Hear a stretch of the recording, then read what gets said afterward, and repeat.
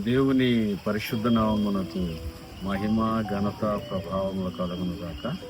ప్రభునందు ప్రియమైన దేవుని బిడ్డలారా, దేవుని వాక్యములో మనం చూసినప్పుడు క్రీస్తు యేసుకు కలిగిన ఈ మనస్సును మీరు కలిగి ఉండుడి అని దేవుని వాక్యములో మనం చూడగలుగుతున్నాం.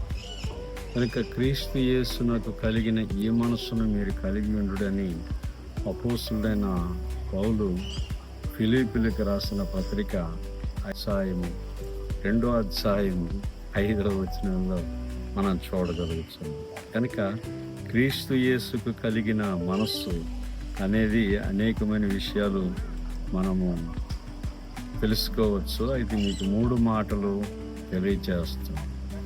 నెంబర్ 1, ఒకటోది యేసు క్రీస్తు తగ్గించుకుండే మనస్సు. యేసు ప్రభువారు దేవుని వాక్యములో చెప్తున్నారు. మత్తయి సువార్త 20:26 నుండి 28 మనం చూసినప్పుడు, దేవుని సన్నిధానములో ఎవడైనను గొప్పవాడై ఉండాలంటే వాడు పరిచరికుడై ఉండాలి, పరిచర్య చెయ్యాలని దేవుని వాక్యములో చూస్తున్నాం. ఎవరైనా ముఖ్యుడై ఉండాలంటే వాడు దాసుడై ఉండాలని దేవుని వాక్యములో మనం చూస్తున్నాం. కనుక దేవుని బిడ్డలారా, పరిచర్య చేయటం అనేది యేసు ప్రభువారు ఆయన పరలోకము నుంచి భూలోకానికి నరవతారిగా వచ్చి ఆయన పరిచర్య చేయించుకున్నట్టుకు రాలేదు, కానీ ఆయన పరిచర్య చేయుటకు వచ్చినట్లుగా దేవుని వాక్యములో మనం చూడగలుగుతున్నాం.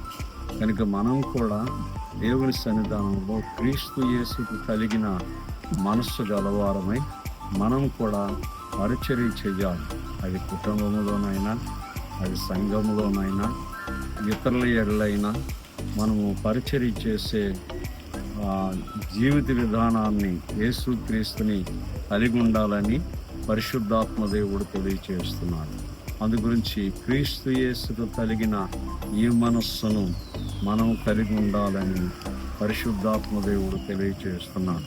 చాలాసార్లు నేను క్రీస్తుని పోలి జీవిస్తున్నాను, క్రీస్తులు యేసులాగా ఉంటున్నాను అంటే, క్రీస్తు యేసు ఎలాగైతే తగ్గించుకున్నాడో మనలను మనం తగ్గించుకోవాలని పరిశుద్ధాత్మ దేవుడు తెలియచేస్తున్నాడు. రెండో మనస్సును మనం చూసినప్పుడు, యేసు ప్రభువారు క్షమించే మనస్సు కలిగిన వాడు, ఇతరులను క్షమించే మనస్సు కలిగిన వాడు.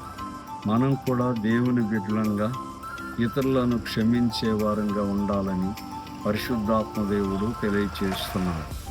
కనుక దేవుని బిడ్డలారా, యేసు ప్రభువారు సిలువలో వేలాడుతూ, తండ్రి వీరేమి చేయుచున్నారో వీరెరుగురు గనుక వీరిని క్షమించుము అంటే, తనను హింసించిన వారిని, బాధించిన వారిని, వేధించిన వారిని, పలు రకాలుగా శోధించిన వారిని ఆయన క్షమించాడు. మనం కూడా ఇతరులను క్షమించే వారంగా ఉండాలని పరిశుద్ధాత్మ దేవుడు తెలియచేస్తున్నాడు. తల్లిదండ్రులైన వారు పిల్లలను క్షమించాలి, పిల్లలైన వారు తల్లిదండ్రులు క్షమించాలి, భర్త భార్యను క్షమించాలి, భార్య భర్తను క్షమించాలి. ఎవరైనా మన ఎడలు ఏదైనా తప్పు చేసినప్పుడు మనం కూడా క్షమించే మనస్సు కలిగి ఉండాలని పరిశుద్ధాత్మ దేవుడు తెలియచేస్తున్నాడు. పిల్లరా, కనుక క్రీస్తు యేసుకు కలిగిన ఈ మనస్సు, మొదటిది తను తాను తగ్గించుకునే మనస్సు, రెండవది క్షమించే మనస్సు అని దేవుని వాక్యములో మనం చూడగలుగుతున్నాం. మూడవదిగా మనం చూసినట్లయితే, దేవుని వాక్యములో మనం చూసినట్లయితే, మహాగణుడును, మహోన్నతుడును, పరిశుద్ధుడను, నిత్య నివాస అయిన వాడిలాగ సెలవిచ్చుచున్నాడు. నేను పరిశుద్ధ స్థలములో నివసించేవాడినే కానీ ఎవరు దీన మనస్సు కలిగి ఉంటే వారు హృదయములో ఉంటానని యేసు ప్రభువారు తెలియజేశారు.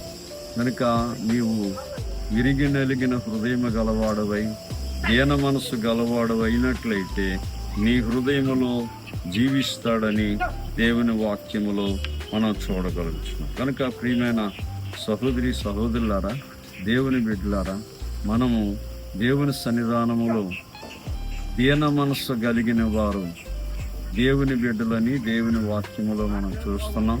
సాత్వికులు ధన్యులు, వారు భూలోకాన్ని స్వతంత్రించుకుంటారని దేవుని వాక్యములో మనం చూస్తున్నాం. కాబట్టి దేవుని సన్నిధానంలో క్రీస్తు యేసుకు కలిగిన ఈ మనస్సు అనేది 3 మనస్సులో మీకు తెలియచేస్తాను.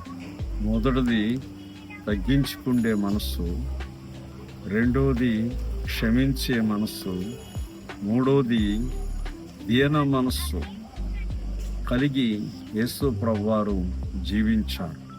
మనం కూడా యేసు ప్రభువును నమ్ముకున్నాం, ఆయన యందు భయభక్తులు కలిగి ఉన్నాం, ఆయన్ని ఆత్మతో సత్యంతో ఆరాధిస్తున్నాం. అంటే ఆయన పోలికలోనికి, ఆయన స్వభావంలోనికి, ఆయన లక్షణాలు మనకున్నప్పుడు మనము దేవుని బిడ్డలంగా అనేకులకి ఆశీర్వాదకరముగా ఉంటాం. మన కుటుంబానికి, మన జీవితానికి కూడా పరిశుద్ధాత్మ దేవుడు ఆశీర్వాదకరంగా మనలను నడిపిస్తాడు. అట్టి కృప పరిశుద్ధాత్మ దేవుడు, దేవుని మాటలు వింటున్న మీ అందరికీ దేవుడు తన కృప కాపుదల నుండి నడిపించును గాక. ఆమేన్.